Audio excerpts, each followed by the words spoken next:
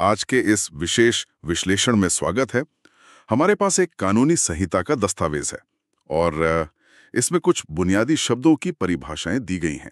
जी हमारा काम इन परिभाषाओं की गहराई में उतरना। बिल्कुल।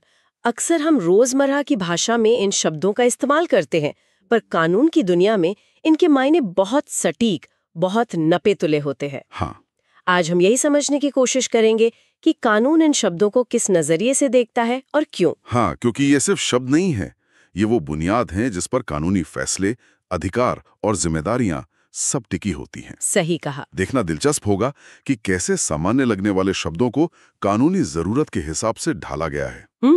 तो चलिए इन कानूनी परिभाषाओं की परतें खोलते हैं।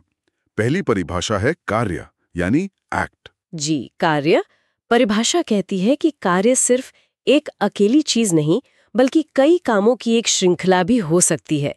ये बहुत महत्वपूर्ण है। मतलब अगर कोई एक काम अपने आप में शायद छोटा लगे, पर वो किसी बड़े गलत काम का हिस्सा हो, तो उसे भी पूरे कार्य में गिना जाएगा। हाँ, जैसे कि किसी योजना को अंजाम देने के लिए उठाए गए कई छोटे-छोटे कदम। ठीक समझे।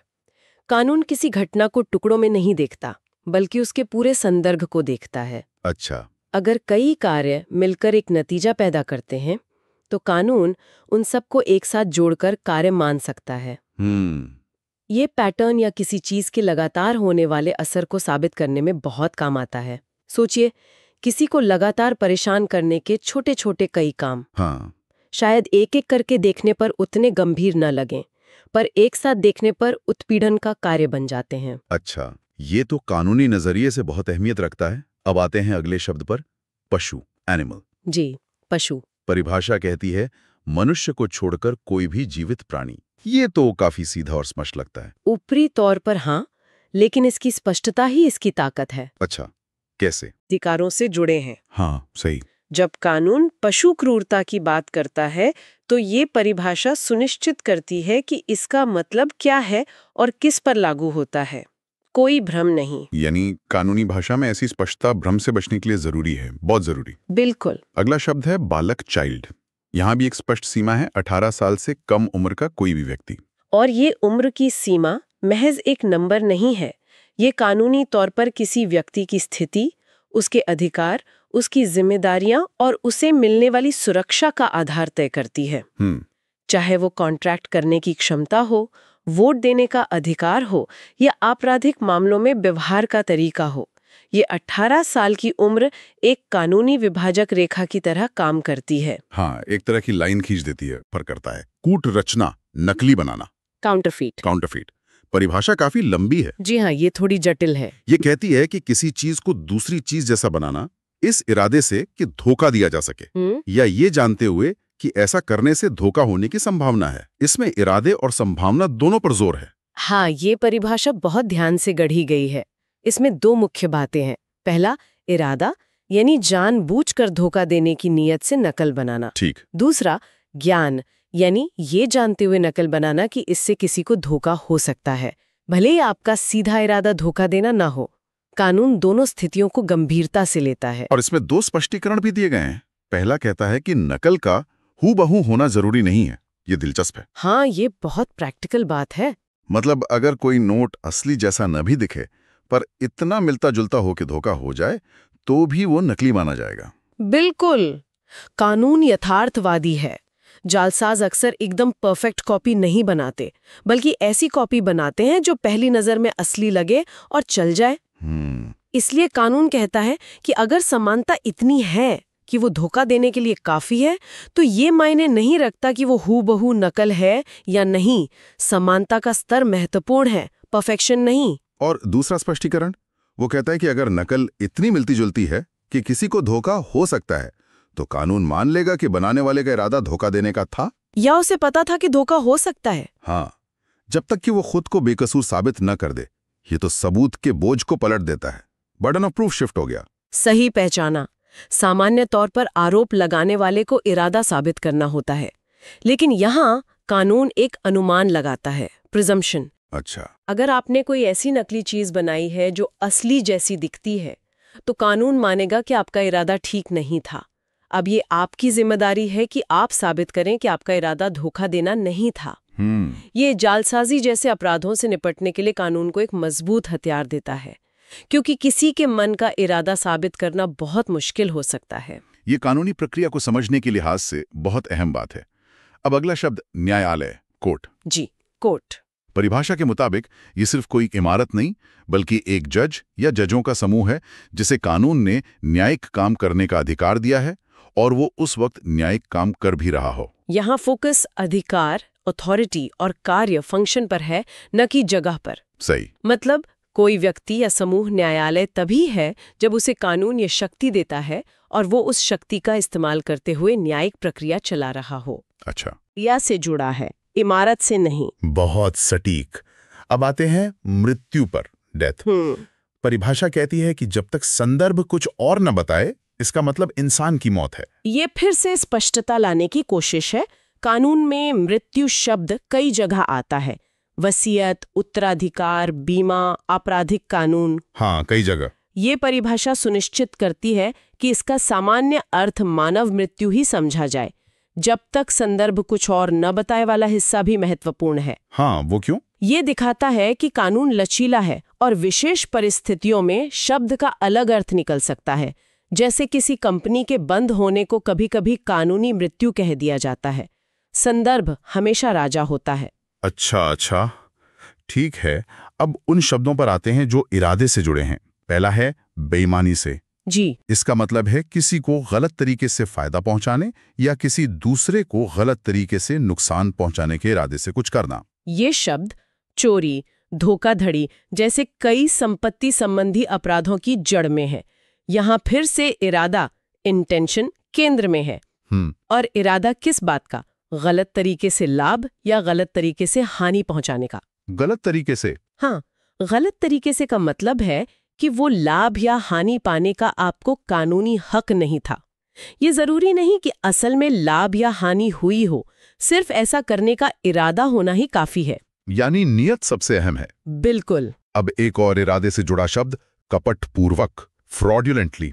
परिभाषा कहती है धोखा देने के इरादे से कुछ करना, बस। अब यहाँ बेईमानी से और कपटपूर्वक के बीच का फर्क समझना जरूरी है। ये बहुत बारीक है। हाँ, ये दोनों शब्द काफी मिलते जुलते लगते हैं, पर है नहीं। बेईमानी मुख्य रूप से गलत आर्थिक लाभ या हानि से जुड़ी है। कपट में धोखा, डिसीट, केंद्रीय तत्व है। अच्छा, धोखा। हाँ, यहाँ इरादा सिर्फ फायदा या नुकसान पहुंचाना नहीं, बल्कि सक्रिय रूप से धोखा देना है। हो सकता है इससे आर्थिक नुकसान ना हो, पर किसी और तरह का नुकसान हो या किसी को उसके अधिकार से वंचित किया जाए।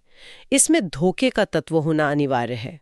तो बेईमानी में गलत लाभहानि का इरादा और कपट में धोखा देने का इरादा मुख्य है। बिल्कुल। यह अंतर कानूनी नतीजों में बहुत मायने रखता होगा। निश्चित रूप से अपराध की प्रकृति और सजा तय करने में ये अंतर बहुत महत्वपूर्ण हो सकता है।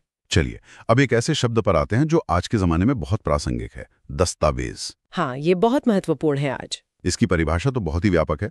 किसी भी चीज, पदार्थ पर अक्षर, अंक या निशान से व्यक्त या वर्णित कोई भी बात जिसे सबूत के तौर पर इस्तेमाल करने का इरादा हो या इस्तेमाल किया जा सके। हाँ। और इसमें इलेक्ट्रॉनिक और डिजिटल रिकॉर्ड भी शामिल हैं।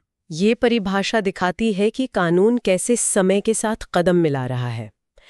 किसी भी पदार्थ पर, मतलब कागज, पत्थर, लकड़ी, कपड़ा या फिर कंप्यूटर की हार्ड डिस्क। हाँ, hard disk, pen drive, server, कुछ भी हो सकता है।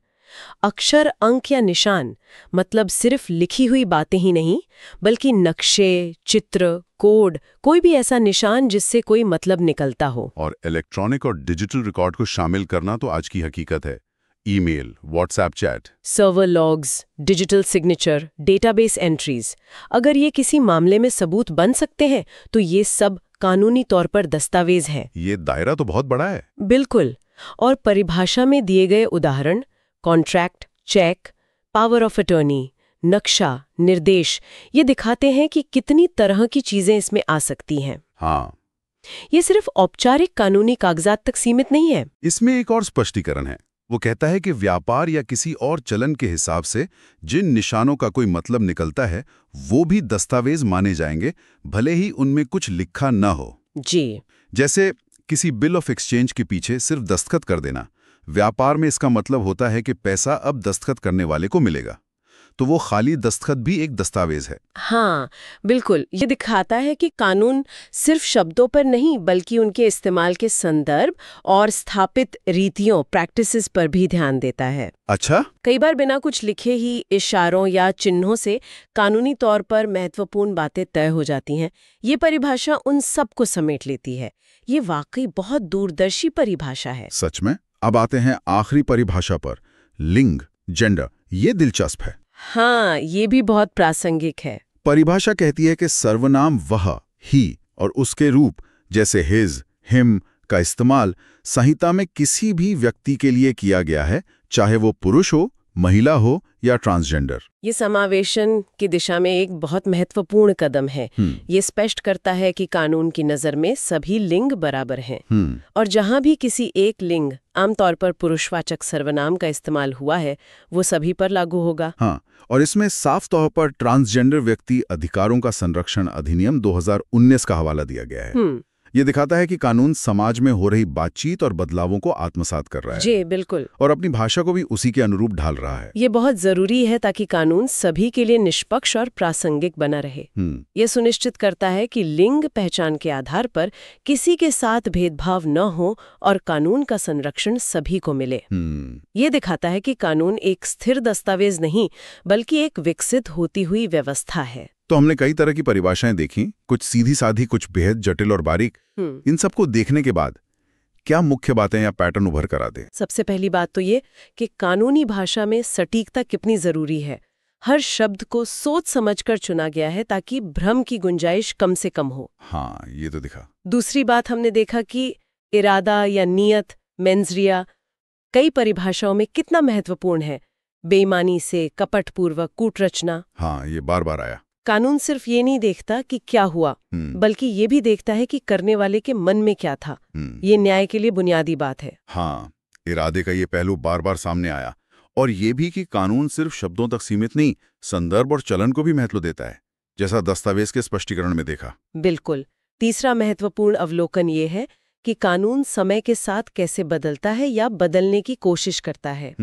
दस्तावेज की परिभाषा में डिजिटल रिकॉर्ड को शामिल करना तकनीकी बदलाव को दर्शाता है और लिंग की परिभाषा सामाजिक समझ और मानवाधिकारों के विकास को दर्शाती है। सही। ये परिभाषाएं पत्थर की लकीर नहीं है बल्कि समाज और तकनीक के साथ संवाद करती हैं। तो फिर इन परिभाषाओं को समझना हमारे लिए क्यों जरूरी है?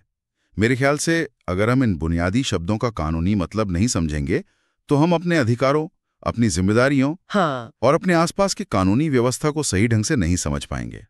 ये शब्द ही तो कानून की भाषा के अक्षर हैं। आप बिल्कुल सही कह रहे हैं। ये परिभाषाएं वो लेंस है जिनसे कानून दुनिया को देखता और परखता है। और यहीं से एक दिलचस्प सवाल उठता है।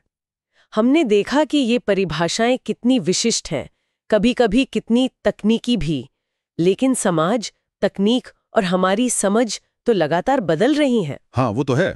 तो सवाल ये है कि भविष्य में इन लिखित परिभाषाओं की व्याख्या कैसे विकसित होगी। हाँ, ये सोचने वाली बात है। जैसे दस्तावेज की परिभाषा में आज डिजिटल रिकॉर्ड शामिल है, कल को कोई ऐसी तकनीक आ जाए जिसके बारे में आज हम सोच भी नहीं सकते, क्या ये परिभाषा उसे भी समेट पाएगी? अच्छा सवाल है। या फिर लिंग की परिभाषा जो आज 2019 के अधिनियम पर आधारित है, क्या भविष्य में सामाजिक समझ के और विकसित होने पर इसकी व्याख्या भी बदलेगी? क्या कानून का लिखा हुआ शब्द ज्यादा महत्वपूर्ण है या उसका बदलती दुनिया के साथ तालमेल बिठाने वाला अर्थ?